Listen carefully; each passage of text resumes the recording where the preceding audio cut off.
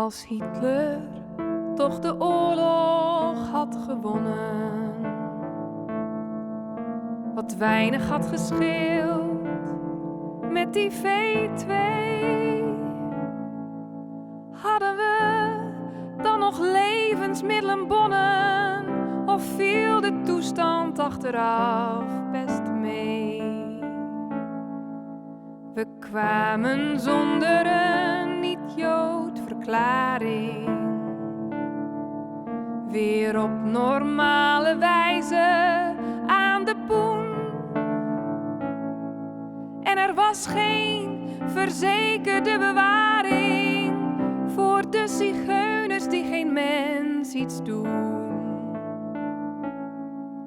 Er zou geen Jood en geen zigeuner meer bestaan als het net even anders was gegaan. Geen Surinamers waren hier gekomen en geen Molukker was Europeaan. Geen gastarbeider was in dienst genomen, of toch, het vuile werk moet ook gedaan. Van concentratiekampen zou men spreken, ach, dat valt wel mee. Er wordt zoveel beweerd en we zouden het rustig daarbij kunnen laten, want geen getuige was teruggekeerd. De nazi's hadden het veel grondiger gedaan als het net even anders was gegaan. We weten allemaal dat Hitler heeft verloren. We zijn toen van de tirannie gered. Maar zou ik anders ook een lied doen horen? Een bloed- en bodemlied of juist een van verzet? Zou er in zulke uitzichtsloze tijden nog iets bestaan als hier en daar een sprank van moed en hoop die boeken doet verspreiden? Jan Kampert en van Randwijk Anne Frank. Zou dan het goede, schone, ware nog bestaan als het net even anders was gegaan?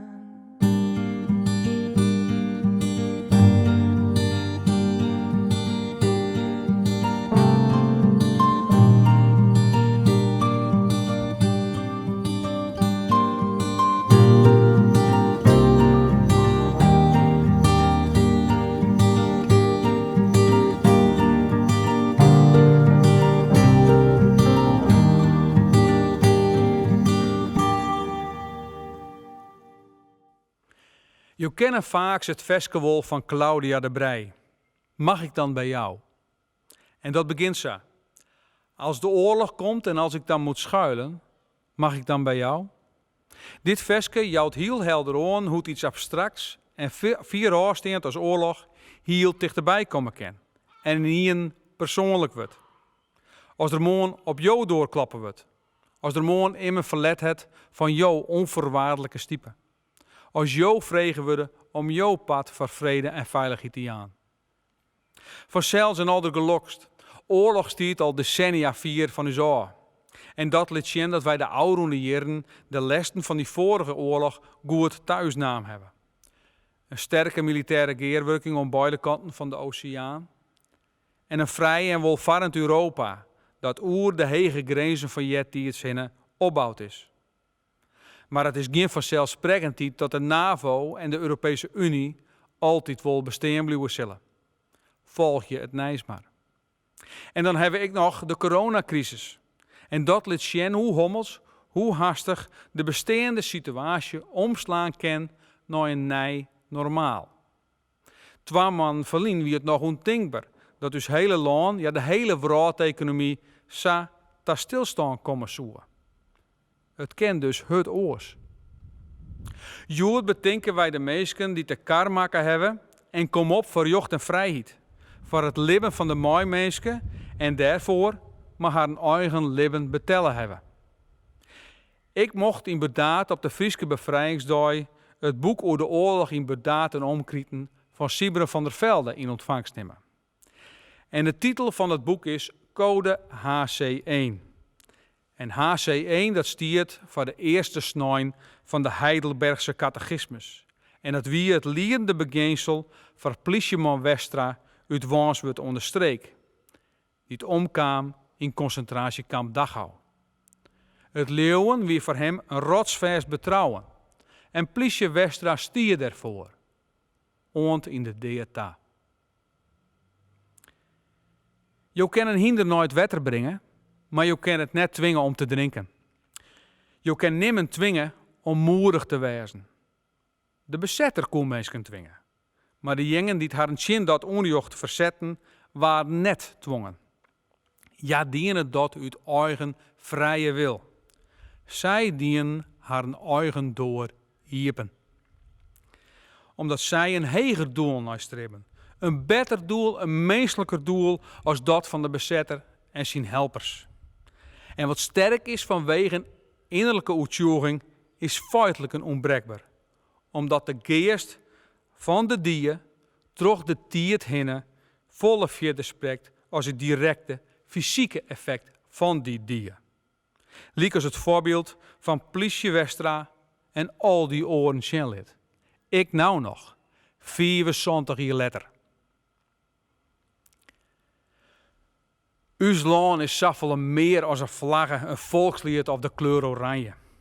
Uw land is zoveel meer als maar een gebied op een kaart. Uw land is vooral en benamen een wijze van leven van de mensen hier mooi hoor. Vrij, sociaal en met respect voor els en voor uw eigen individuele keuzes. Maar mogelijkheden voor die dat kennen en maar zwaar voor die dingen die dat net kennen. En de allesbepalende vrijheid die daaronder luidt. De vrijheid om te denken en te sissen wat je willen. De vrijheid om te dwaan wat u zelfs het beste past. En die vrijheid is net zomaar en om de nacht. Die vrijheid is bevochten en moet behouden en onderhouden worden. Daarvoor is het noodzakelijk dat we zorgen naar wat dat zo mooi in ons leven van u vergt. Dat wij 2 minuten stil binnen en nooit denken over wat dat van u vreegt om uw land vrij, open en democratisch te houden. Voordat er eens onverwachts op jou en mijn doorklappen wordt.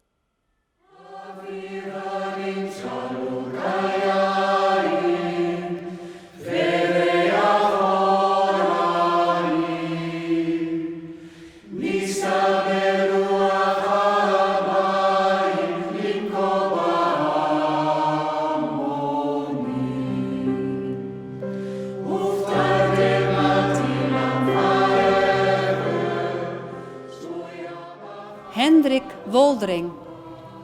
Freerk Walters. Arnold Frensdorf. Hinne Kraulis. Hendrik Lommert. Laurens Hulshoff. Hendrik Boersema. Andries Heidenrijk. Jarl Ruinen. Willem Moorman. Jan Willem Bukers. Jan van Dijken. Heinrich Krone. Gere Postma. Ernst Mijnsma. Harm Engbert Blauw. Herman van Gelder. David Adler. Abraham Sachs. Jan Duursma.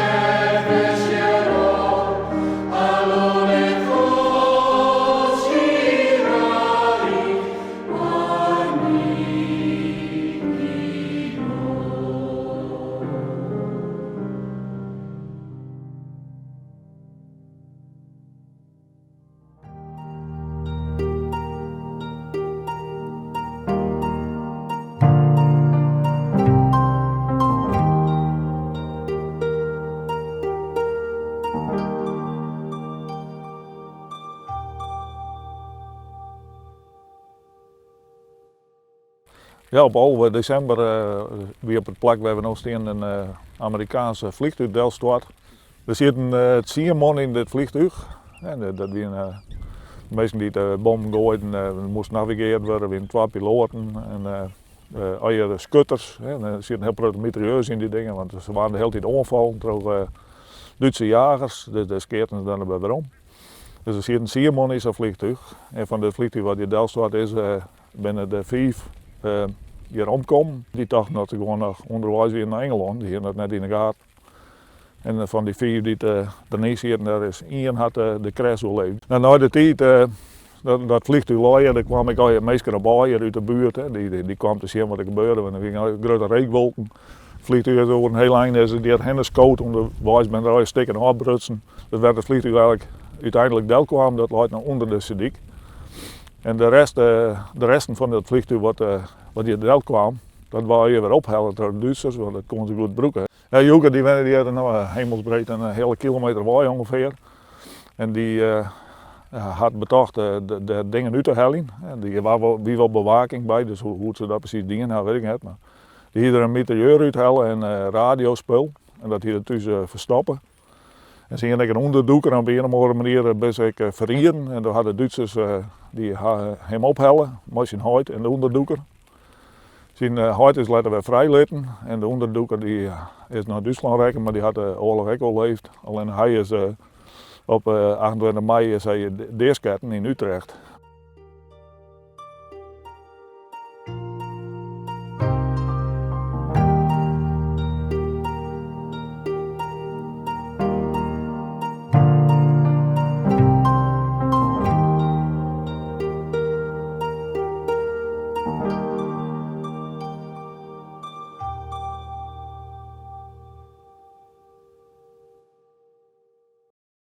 Ik was 5 toen het begon.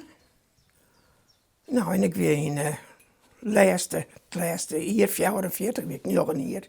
Die eerste jaren, die ben eigenlijk wat aan ons als ben voorbij gegaan. Ja. En toen weer, ja, je moest bang wezen voor Duitsers, maar dat weer een beetje veel van ons bij had. En wij boerten natuurlijk. En we waren altijd het veld in en dat ging aan ons voorbij. De angst kwam toen we wisten dat we niet steeds mochten. Onderdoekers, mocht net toe praten. Joodse ben op school, mocht net toe praten. Dus er is eigenlijk altijd een vorm van, oh, pas op. Dan komt de tijd dat die jongens oproepen worden met ze werken. En toen is de onderdoekerstijd eigenlijk begonnen. Het begon met een jongen uit het zuiden van het Loon. Hoe ze daar dan aankomen binnen, weet ik ook net. Via, denk ik. En die had die een heetskoft west. Gerrit Abink. Maar later weer die weer wij. En wat die dan bleun is, ja, dat was ons ben net verteld natuurlijk. Ja, en dan kwamen er weer naar horen. Dan zitten er weer mensen bij. Heute in een mooie kamer. En dan moest er weer een plak hebben. Nou, dan kwam die weer in. In Tweestoon, ja, had ik heel lang geweest. Dat waren 2 broers, maar dat waren bekenden van ons. Dat waren burgers. Ik zie die ene nog komen met zijn verloofde.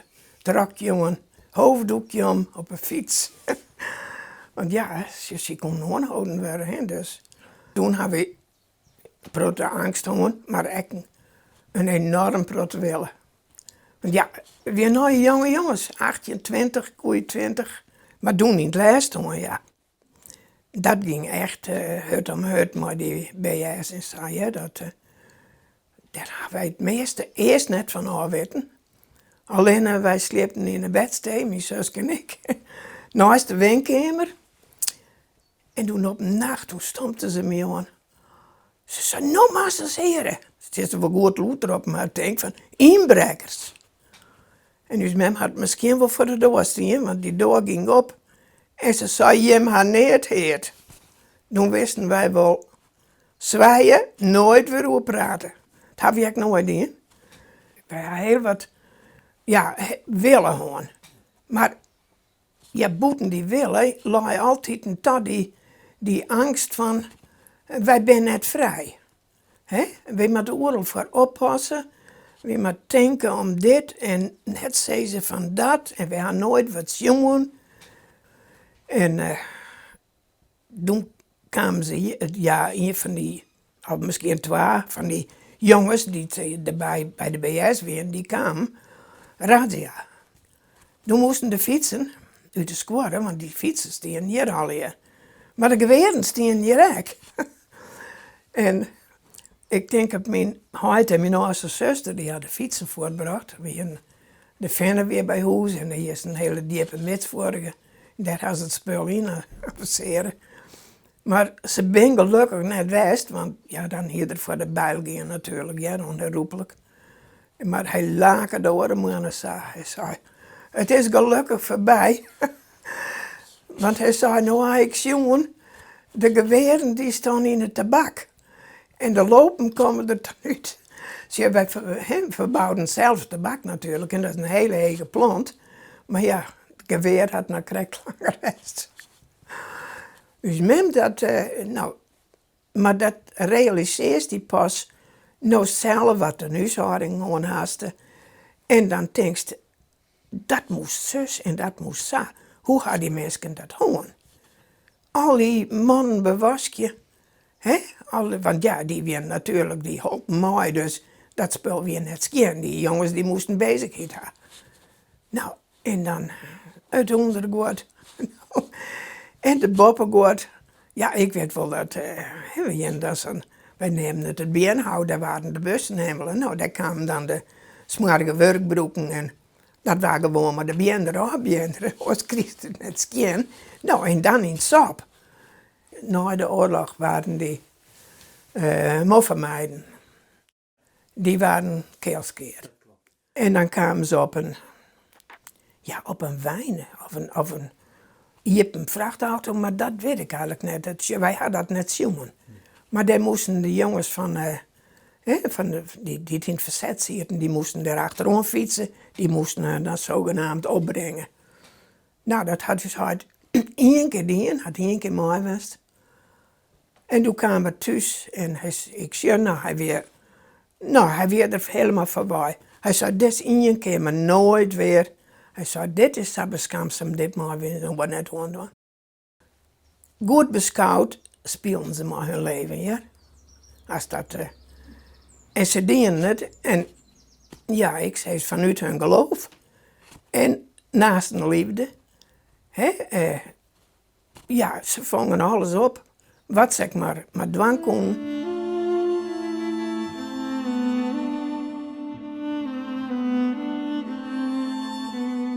Joeke André, Sybren Jan Boersma, Oebele Brandsma, Johannes Doornbos, Gerardus Willem Hendrik Esselink, Albertus Roelof Gerritsen, Johannes Grijdanus, Jacob Hofman, Tjesse Kalverda, Rienk Hendrik Kuipers, Teunis Looyenga, Fokke Sierksma, Pieter Jan Smit, Willem Valk, Johannes Wassenaar, Klaas Westra, Johannes Wildeboer en Gerrit Zeemans.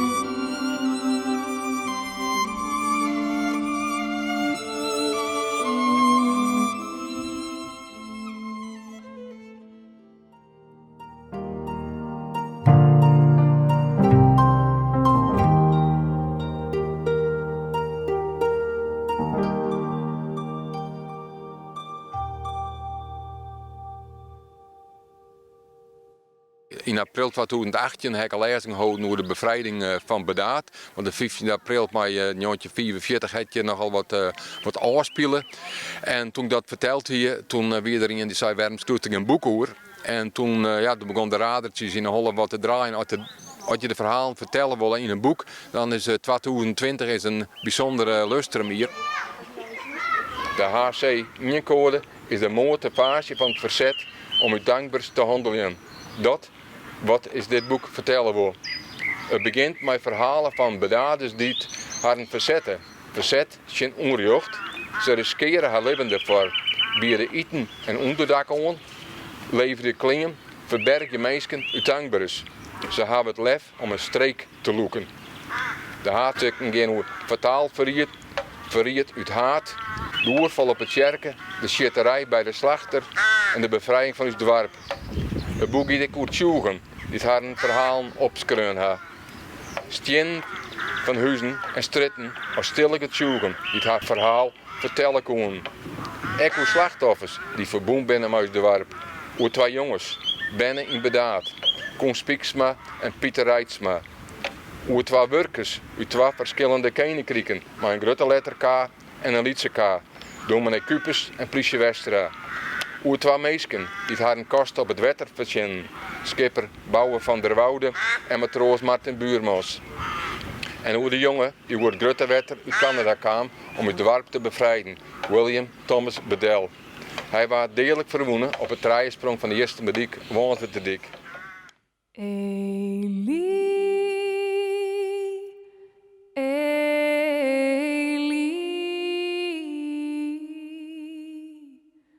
שלא ייגמר לעולם החול והים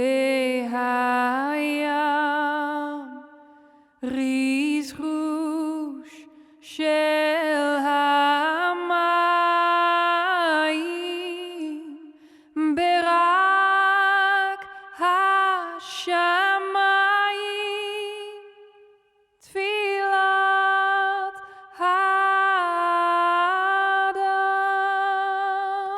Al jaren straal ik aan de hemel, tot een wolk mij deed zwijgen.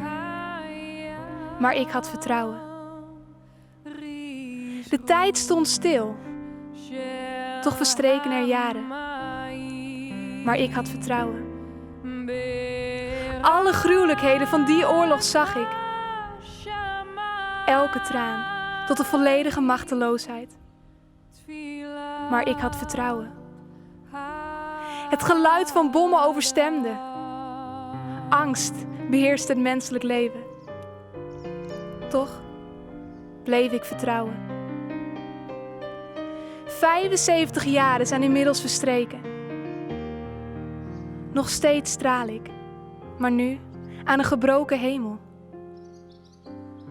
Ik kijk naar beneden en zie een 16-jarig meisje, volledig verslagen door het ongeloof. Lopend op diezelfde grond, omgeven door vele zielen. Maar ik weet dat het vertrouwen in u nergens sterker was dan daar. Maria van Boeren. Douwe Visser. Johannes Glas. Klaas van Dijk. Jacques Terwisga van Scheltinga. Germ Ronner. Piet Eekhoff. Gerrit van Wageningen. Johannes Bakker. Petrus Heger. Jacob Lemstra. Johannes Jozef Erich. Johannes Wolkama. Herman Adema. Hoege Monsma. Jan Schaafsma. Sietse Kooistra. Its de Beer. Petrus Woudstra. Sietse Lolkema. Jouke Zeilstra. Wiebren Kooistra. Ruurt Pranger. Geertruida van der Borg. Hendrik van Dortmund. Jozef Willem Bernhard Cohen. Jan Drost. Wietse Woudsma. Liewe Rozema.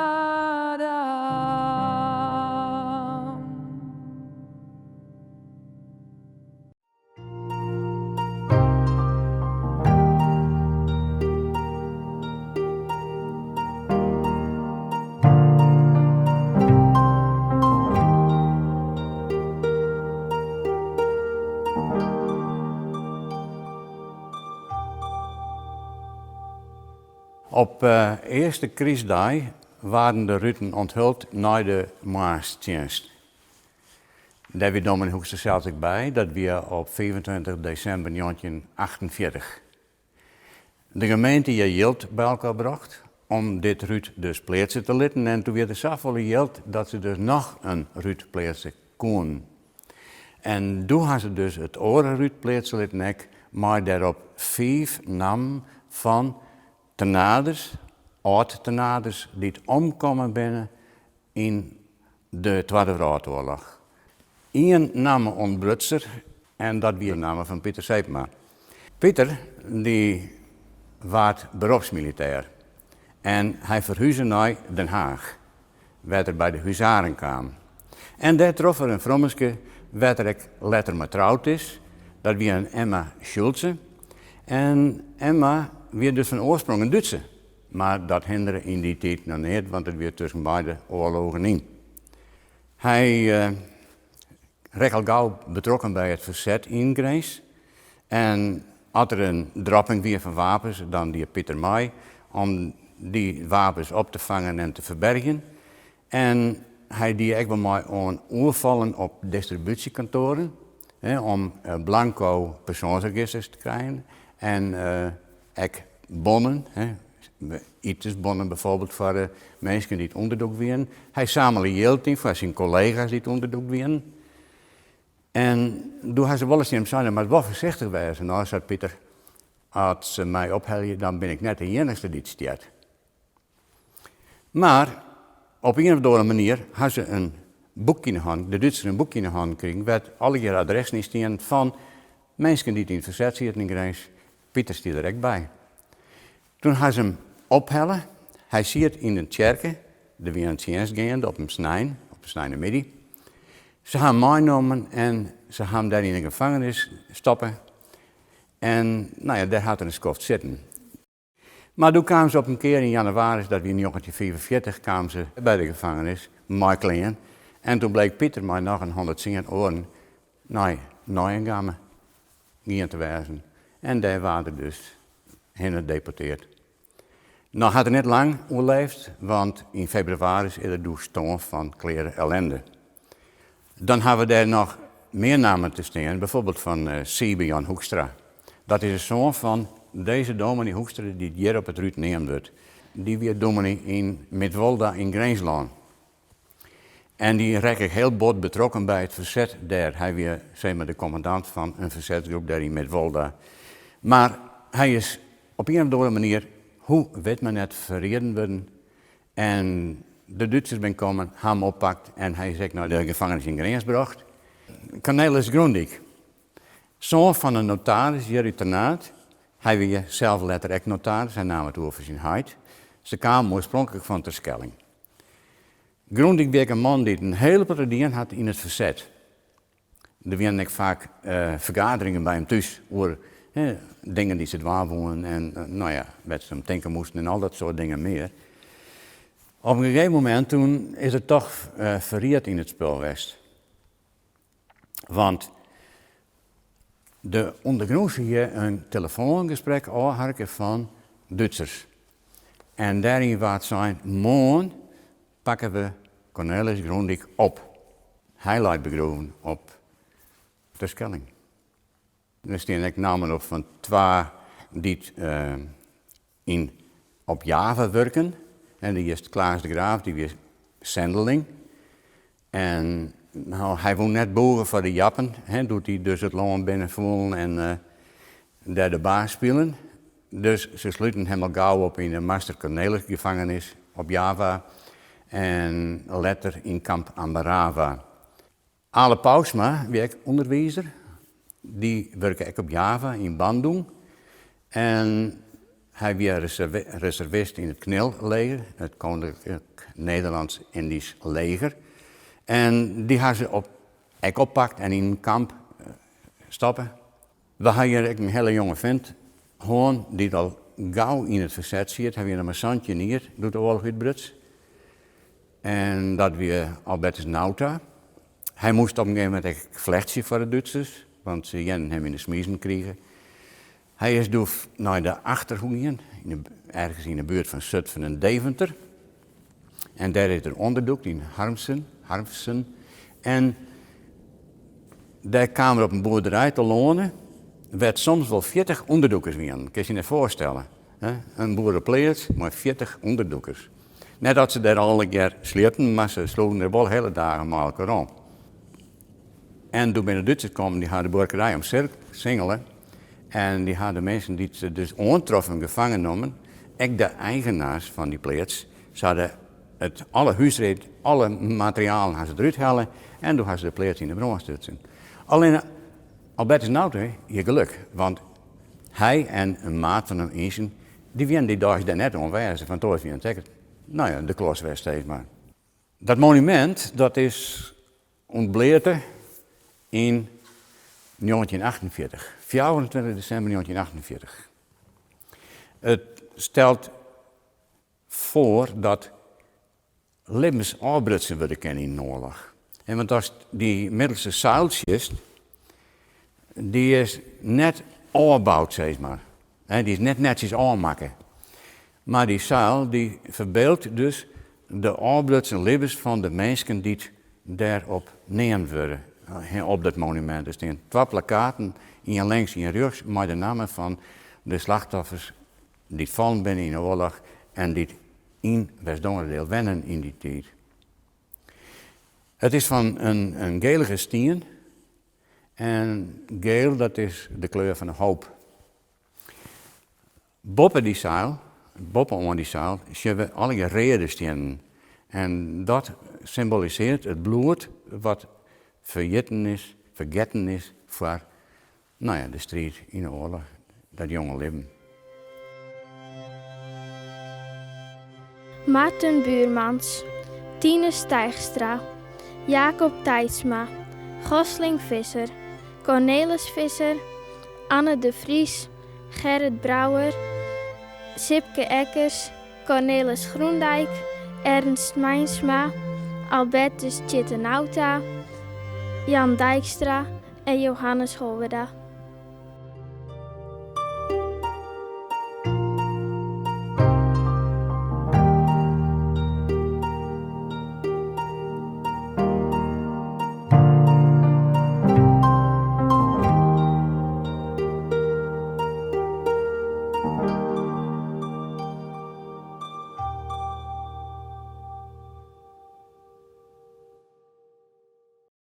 Anne Jochem Meinema was een aantal jaren ouder dan mijn vader. En wist aanvankelijk na de schoolperiode niet zo goed wat hij wilde. Op een gegeven moment had de dominee uit het dorp, dominee Biersteker, had een goed idee. En die zei, waarom ga jij niet bij de marine? Nou, dat leek Anne dan uiteindelijk wel wat. Het was crisistijd. Marine was een baan, dat gaf misschien in de toekomst zekerheid. En zo gezegd, zo gedaan. Hij is toen bij de marine gegaan en is ook jaren op reis geweest. Kwam ook terug met prachtige verhalen. Maar in 1939 is hij met het motorschip Tromp vertrokken met de marine, marinefregat, naar West-Indische wateren om daar rond te varen en om hulp te bieden. En een soort missie was het. Of jongs 2 maaien binnen de 2 jongens oppakt. Verder de Vries en Jan Weidenaar. Van Jochentje hier allebei. En die waren in het gemeentehuis opsluiten. En 's morgens 3 maaien kwam hier een grote kloft van mensen uit Metslawier. 150 tot 300. Daar zijn de schattingen net ooreens. En die wien dus voor het gemeentehuis van laat die jongens vrij, laat die jongens vrij. En de NSB-burgemeester en het personeel vielden hun enorm bedriegen. En die hebben op een gegeven moment terug de door zitten om de mensen op afstand te houden. Maar op een gegeven moment is het schip aangevallen door de Japanners. En het schip raakte ernstig beschadigd, maar wat nog erger was, Anne raakte gewond, samen met een aantal anderen. Het schip is daarna met averij naar Surabaya gevaren, is in de haven terechtgekomen. De gewonde mariniers werden in ziekenhuizen ondergebracht voor zover nodig. En Anne is daar een poos geweest. Er kwam ook een kaartje van, ging goed met hem. En daarna is hij bij een familie terechtgekomen, samen met een vriend, waar zij tijdelijk mochten verblijven. Er voel een slachtoffer, Meindert Meindertsma, een jongen van 18, die is in zijn longen rakken.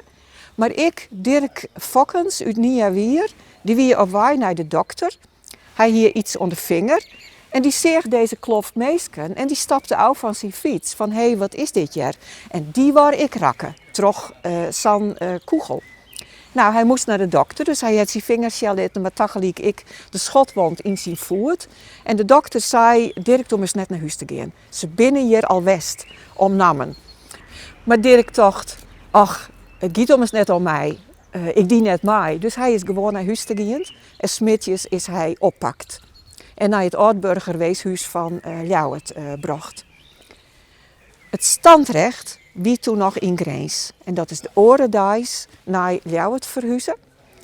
Het wie nog in grote opstand en ze hadden namen nodig om op die grote roze papieren te zetten om de bevolking te intimideren. Van dit gebeurt er, als je hem net ophouden. En daar is Dirk totaal onschuldig, dus ik opkomt. De Japanners die hoorden dat er dus mariniers en kneelmilitairen ondergedoken zaten. Ze kregen toen de keus, de families, van of je meldt de militairen of de mariniers en de militairen aan. En dan worden die jongens in principe goed behandeld als krijgsgevangen. Of ze worden gepakt en dan worden ze waarschijnlijk onthoofd. Aanvankelijk ging het ook goed, werd ook goed behandeld als krijgsgevangene. Maar op een gegeven moment is hij op transport gesteld. Want in Birma, Thailand, werd de beruchte spoorweg aangelegd. En daar hadden de Japanners mankracht voor nodig. Eenmaal aan de vaste wal, in een veewagen, zeg maar, op transport gesteld. Daar kwam hij terecht in een kamp en die heette Kim Sayok, volgens mij. En daar waren de omstandigheden gruwelijk. Ik heb een paar gesprekken gehad met de familie Fokkens.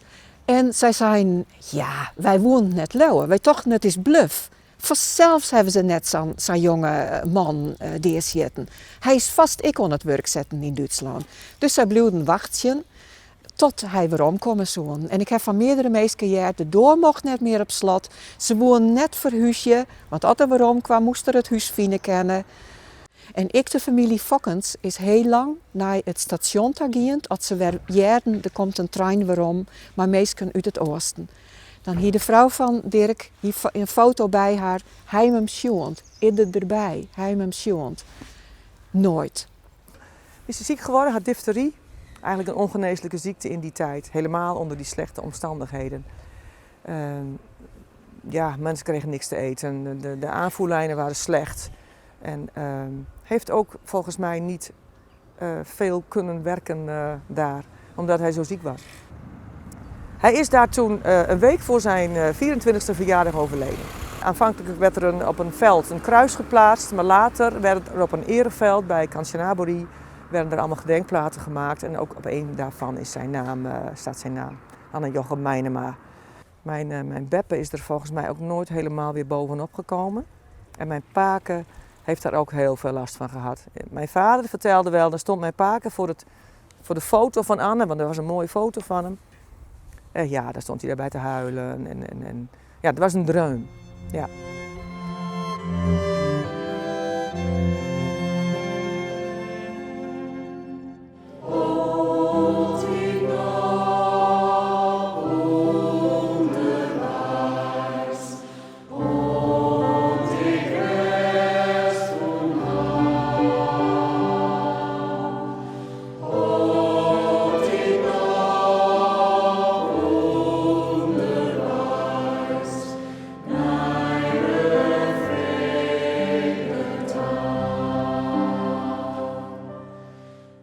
Klaas Kooistra, Cornelis Postma, Jelle van der Meulen, Robert Jansma, Jan J. Dijkstra, Anne Meinema en Dirk Fokkens.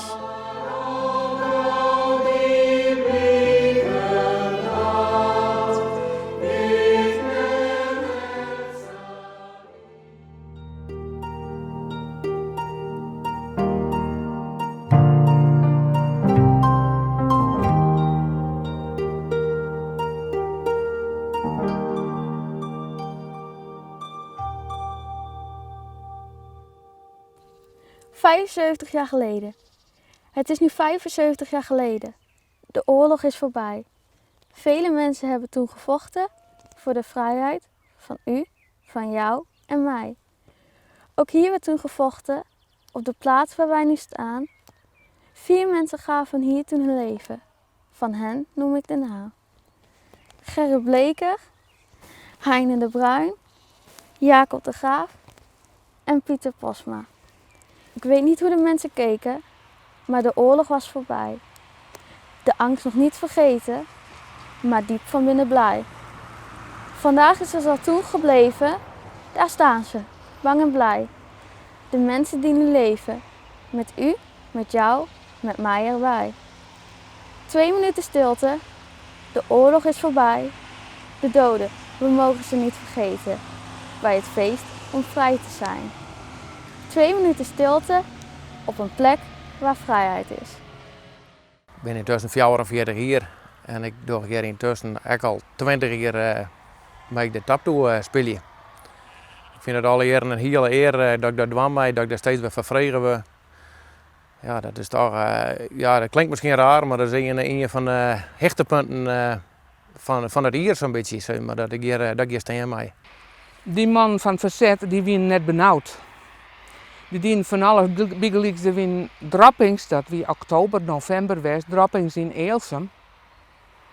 En ik kan me vertellen dat hij daar hinderwest had om wapens, ja, waarschijnlijk midden in de nacht, of weet ik het wanneer, maar de boerenween, onder hier of strieën, wapens op te heljen. En die wapens die werden opslaan bij Paak en Beppo en Simmerwij in een betonkist.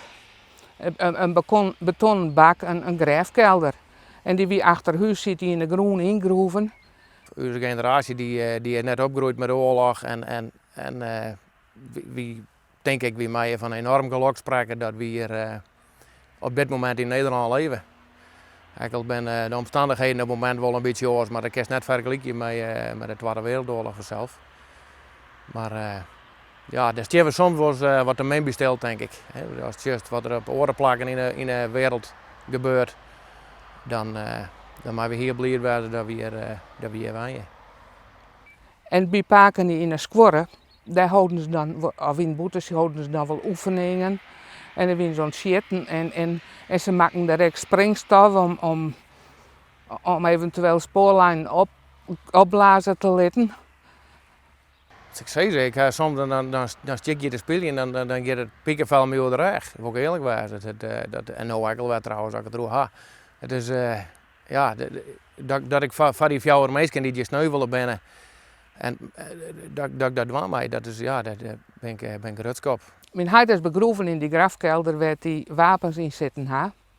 Nou ja, wat we toen meekregen is wel dat hier vanzelf weer op dat eindje tussen Kalm en zo'n streek dat er daar sneuvel is. Hij is sneuvelen 16 april. En nou ja, 14 april toen we documenteren zielen wie de vlag al in top. En dus, dat wie dus de vredes of de sneuners en toen de sneenders, hadden ze alle gevangenen hadden ze meegevoerd naar Kalm daar. En de sneenders toen we het feest in Kalm, alle vlaggen hangen en weet ik het wat. En dus die winnen dus wat kleer met werk, het weer feest. En de man die man is toen zo heid mijn groep 2, daar wie er plaatsvervangend commandant van. Toen gingen ze nog op een fiets hier naar de Zoonsterdiek, want er was nog een ploeg die de wacht houden, want er konden nog Duitsers richting Kalmerpompwijk komen. En nou ja, en toen onderwijs, ja, toen kwam er een jeep aan onder Canadese vlag. En toen zeiden ze, er zijn de Canadezen nou, want die winnen daar daarvoor al in Kalm West. Nou, groeten. En toen op het laatste moment toen zeggen ze dat het een Canadezen, maar er zitten Duitsers in die auto. En die had dus een mitrailleurs afsketten en die man van die ploeg die daar fietste, die ben in de sleet fietst, de vasten. Maar ja, hij kwam net door de sleet bij, die moesten ze eruit halen, want die had nog correct even leefd en toen had er staan. Doet mijn oudste jongen, dus ja, doet die 25 jaar was. Toen moest ik vaak denken, goh, zo jong. En zo jong wie mijn huid dus. Ouderen er net waar. Toen die gevechten hier bij de zoonste die plak vond, had ik 3,5 jaar hier. En van wat er toen zich afspeelde had, had ik net vol aan mij gekregen, maar er binnen weer toch wel een paar dingen daarna bibelen. In de eerste plak had ik op een nacht bang geweest, ik was wekker. En toen ben ik naar beneden gegaan. En toen ik beneden in het kamertje kwam, toen stonden mijn heid en mem daar met de armen van daarheen. En ze tutten en mijn mem moest goelen. Ze hebben mij toen geresteld en weer naar bed gebracht, denk ik. Maar later besefte ik eigenlijk krijg goed wat ik zoen hier. Mijn heid nam weer afscheid van mijn mem, omdat er die nacht er weer op uitzoeken. Hij jette bij de sabotagegroep van de verzetstrijders hier in deze contraien. Ik ben hier toen mijn heid sneuvelen is. Daar weet ik dus niks van. Men is wetrouwd en van die jaren daarvoor, daar weet ik dus niks van, alleen nog van de verhalen. En die hielden wel indruk op mij. Maar ik hier later een hele mooie boom met mij ouder werden. Dan vertelden ze me wel eens wat, of er zijn emoties.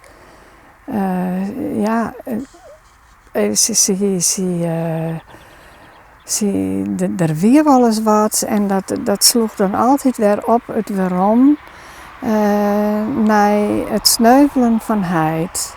Sommige dingen wien wel eens wat opvallend. Toen ik later naar de squallen ging, dan mocht ik mij horen bij mij naar het kerkhof. En dan lijnden we daar bloemen op het graf van mijn heid. En daar ben ik eigenlijk best wel een beetje trots op. Zij de kloklieden van het kerkhof op Kalmersweg. En dan zie je wel dat jedden ze wel. En ik ben toevallig ook in de keuken. En dus men draait haar om. En die klok leerde dat weer herinneringen voor haar. En ik hier dat wel terug. Ik was ook ouder, dus dan kreeg ik dingen terug. En toen weet ik nog dat ze zei, nou bloedt er een man alleen nog met 3 bandjes. Later is mijn mem getrouwd. Maar een van de zetstrijders die toen mijn heid hier rekken is het eerste bijen weer. Die Kees Pasma.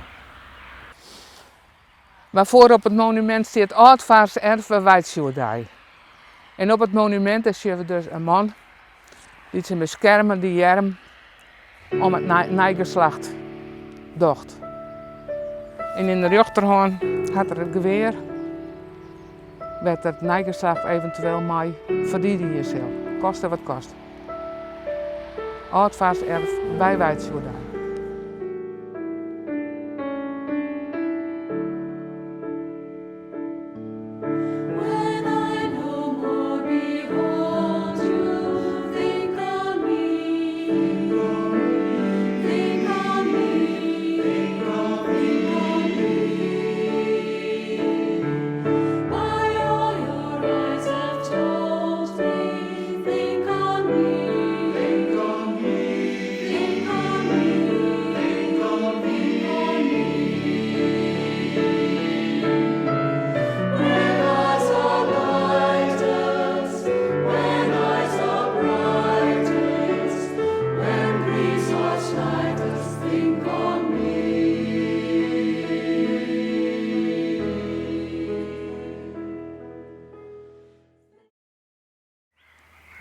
Precies 75 jaar geleden slaagde het Canadese leger erin om vanaf Mildam op te trekken door Friesland.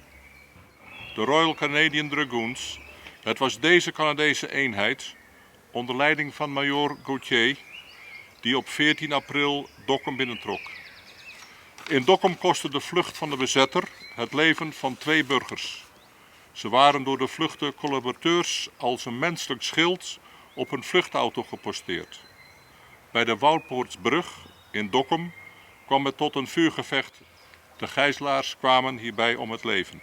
Tegen het einde van de middag bereikte het Canadese leger Dokkum. Mijn vader, Piet Oberman, speelde bij de Canadese opmars een bijzondere rol. Hij trad op als verbindingsman. Dokkum is haar bevrijders niet vergeten. Zo werd Major Gauthier na de oorlog ereburger van de stad Dokkum. Ook na het overlijden van mijn vader in 1972 blijft het contact tussen de twee families bestaan. Mijn moeder krijgt, als ze de Gauthiers in Canada bezoekt, 2 bijzondere bomen cadeau. Het zijn maple leaves, die iconische Canadese boom met het kenmerkende blad. De bomen, 1 voor het geval er een breekt, gaan mee naar Dokkum. Het is de wens van Gauthier om ze een mooie plek te geven. Bij terugkomst worden ze dan ook direct geplant in onze achtertuin. Nu 75 jaar na de bevrijding heeft een van de maple leaves een bijzondere plek gekregen in de stad. Een boom om bij stil te staan. Met een informatiepaneel waarop de geschiedenis te vinden. Een bevrijdingsboom die de herinnering levend blijft houden aan de rol van de Canadese soldaten en Friese verzetsmensen bij onze bevrijding. When we go back next year in 2021, what message would you give to the people that you would meet along the streets in Dokkum? My message to Dokkum is just do what they've been doing all along and to making sure that their younger generations know where they got their freedom. It just wasn't given to them by some politician or a newspaper. It was given to them by live people on the ground who, and mainly they were not only us as Canadian troops fighting there, but the Netherlands Underground had played a big part in the liberation of the Northern Holland. So just remember where they got their freedom and appreciate it like they do now. Ik ken een man die nee zei tegen onrecht. Toen iedereen ja zei of zweeg. Een man die zei ik ben tegen. En dat niet alleen dacht, maar ook deed. Geraakt door wat hij zag, keerde hij zijn blik niet af. Je bent toch een mens, ik ben toch een mens. En komt het erop aan en je komt oog in oog te staan. Met onrecht dat wordt aangedaan, dan ben je toch een mens. Dan ben ik toch een mens. Dan denk je niet meer na over gevolgen en gevaar. En bij het zien wat moet gedaan, zegt hij, dan doe je dat gewoon.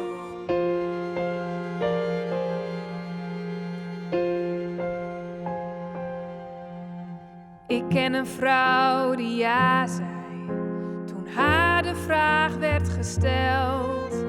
Een mens een schuilplaats te geven tegen onderdrukking en geweld. Geraakt door wat ze zag, keerde zij haar blik niet af. Je bent toch een mens, ik ben toch een mens. En komt het erop aan en je komt oog in oog te staan. Met onrecht dat wordt aangedaan, dan ben je toch een mens. Dan ben ik toch een mens. Dan denk je niet meer na over gevolgen en gevaar. En bij het zien wat moet gedaan, zegt zij, dan doe je dat gewoon.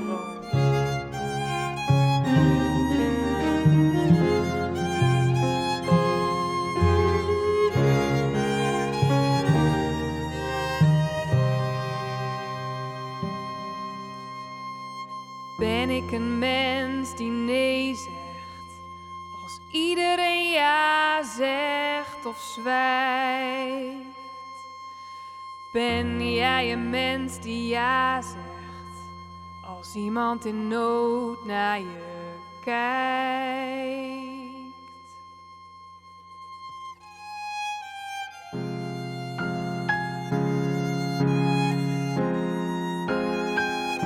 Je bent toch een mens. En ik ben toch een mens. Die komt het erop aan, op zal staan. Tegen onrecht dat wordt aangedaan. Jij bent toch een mens. Ik ben toch een mens. Jij bent toch een mens. Ik ben toch een mens.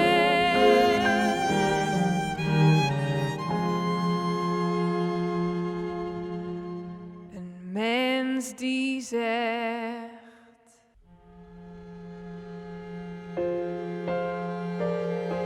dat doe je toch gewoon.